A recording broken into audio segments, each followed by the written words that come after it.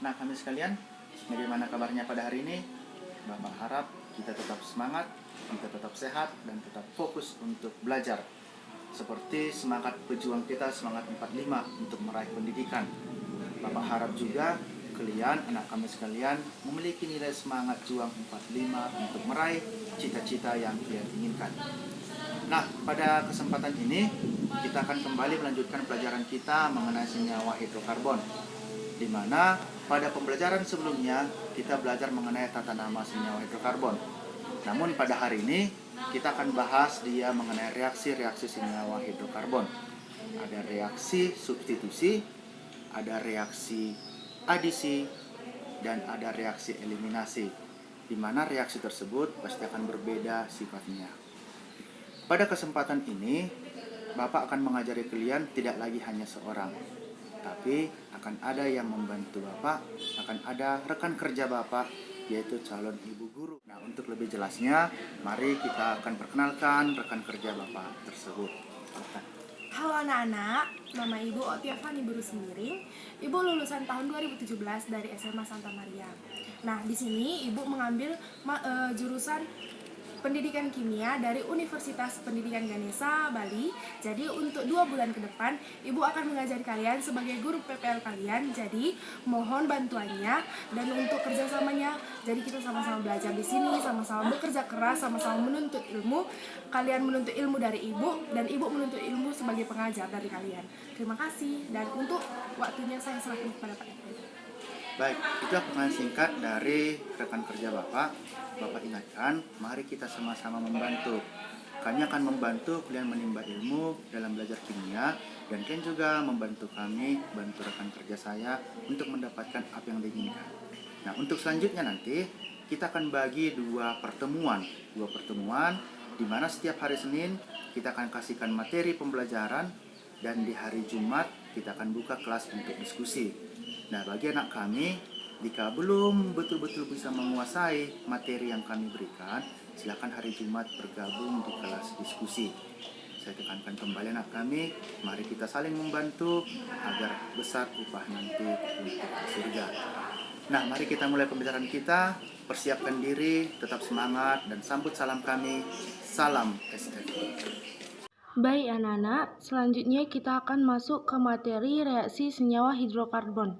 Sebelumnya, Pak RPB sudah menjelaskan mengenai alkana, alkena, dan alkuna, di mana alkana merupakan ikatan tunggal dan alkena ikatan rangkap 2, dan alkuna adalah ikatan rangkap 3. Di reaksi senyawa hidrokarbon ini, kita akan mempelajari 3 reaksi, yaitu yang pertama ada reaksi substitusi, yang kedua ada reaksi adisi, dan yang ketiga ada reaksi eliminasi. Kita masuk ke reaksi substitusi. Nah, reaksi substitusi adalah alkana yang direaksikan dengan unsur halogen. Di sini unsur halogen itu ada Cl, Br, dan I. Nah, atom-atom H pada alkana akan digantikan oleh atom halogen. Ingat, atom hidrogen akan digantikan oleh atom halogen. Nah, di sini rumusnya itu ada R mengikat hidrogen ditambah dengan X mengikat X itu sebagai atom halogennya yang menghasilkan R mengikat X dan H mengikat X. Nah, kita langsung masuk ke contohnya. Di sini ada CH4 yang ditambah dengan Cl2 atom halogen, dia akan menghasilkan CH3Cl ditambah dengan HCl. Mengapa bisa seperti itu, Bu? Kita lihat. Nah, di sini ada CH4 ditambah Cl2 tadi ya kan? Nah, perhatikan atom Cl yang ini yang akan menggantikan kedudukan dari hidrogen. Sampai sini bisa dimengerti kan? Maka dari itu akan didapat hasilnya yaitu CH3Cl ditambah dengan HCl. Sampai di sini bisa dimengerti? Selanjutnya kita akan masuk ke reaksi adisi, di mana reaksi adisi adalah pengubahan ikatan rangkap menjadi ikatan tunggal dengan cara menangkap atom atau gugus lain. Pada adisi alkena, 2 atom atau gugus atom ditambahkan pada ikatan rangkap sehingga diperoleh ikatan tunggalnya. Seperti itu. Nah, di sini adapun reaksi adisi itu yang pertama adisi hidrogen pada alkena dan alkuna menghasilkan alkana. Yang kedua, adisi gas HX atau X itu merupakan atom halogen tadi, itu ada Cl, Br atau I pada alkena dan alkuna. Adisi gas HX ini berlaku aturan Markov-Nikov ya. Nah, yang ketiga itu ada adisi gas X2. Seperti yang Ibu katakan tadi, X itu atom halogennya pada alkena dan alkuna. Baik, kita masuk ke contoh yang pertama itu ada dia contoh dari adisi hidrogen pada alkena dan alkuna yang menghasilkan alkana. Nah, perhatikan di sini ada CH2, rangkap 2, CH2 ditambah dengan H2. Anak-anak, di sini ikatan rangkapnya ini akan mengikat masing-masing satu dari atom hidrogennya ini atau H2-nya ini. Nah, sehingga dia menghasilkan CH3 mengikat CH3. Jadi dia menghasilkan ikatan rangkap satu. Sampai di sini bisa dimengerti?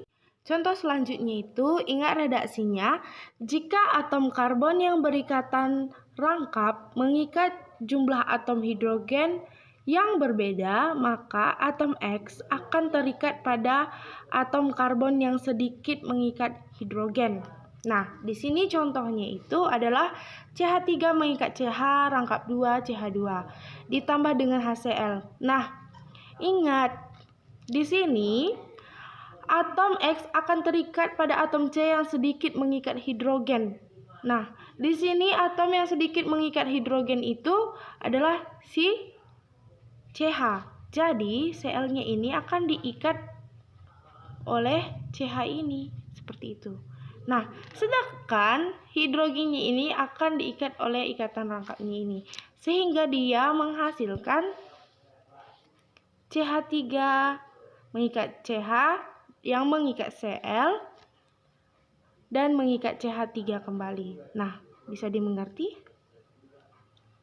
Selanjutnya itu ada jika jumlah atom karbon pada ikatan rangkapnya mengikat jumlah atom hidrogen yang sama banyak, atom X akan terikat pada atom C yang mempunyai rantai karbon paling panjang. Nah, di sini contohnya itu CH3 mengikat CH, rangkap 2 CH, mengikat CH2, mengikat CH3 ditambahkan dengan HCl. Tadi redaksinya, atom X akan terikat pada atom C yang mempunyai rantai karbon paling panjang. Nah, perhatikan, berarti di sini si Cl itu akan terikat pada C yang ini. Nah, bisa. Sedangkan hanya ini akan terikat pada ikatan rangkapnya sehingga menghasilkan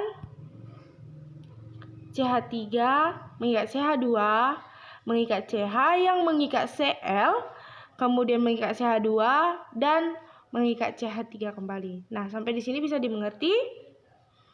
Selanjutnya itu ada contoh dari adisi gas X2. Nah, di sini contohnya itu ada CH3 mengikat CH, rangkap 2 CH, mengikat CH3 ditambah dengan Cl2. Nah, yang menghasilkan CH3 mengikat CH yang mengikat Cl, mengikat CH yang mengikat Cl lagi, dan mengikat CH3 lagi. Nah, di sini coba perhatikan, Cl ini masing-masing masuk ke ikatan rangkapnya. Nah, sehingga dia masing-masing dari CH ini akan mengikat Cl dan kembali ke pengertian adisi tadi, dia menjadi ikatan rangkap satu atau rangkap tunggal semuanya. Nah, bisa dimengerti sampai di sini kan? Selanjutnya kita akan masuk ke reaksi eliminasi di mana molekul senyawa berikatan tunggal berubah menjadi senyawa berikatan rangkap dengan melepas molekul kecil. Jadi dia kebalikan dari adisi. Kalau tadi adisi dari rangkap 2, rangkap 3 menjadi tunggal, sekarang eliminasi itu dari ikatan tunggal akan berubah menjadi ikatan rangkap. Nah, di sini biasanya ditandai dengan berubahnya ikatan tunggal menjadi ikatan rangkap melalui terlepasnya molekul kecil seperti air, HCl, atau HBr. Perhatikan contohnya. Nah, di sini kan dia CH2-nya ada mengikat H, ada mengikat OH.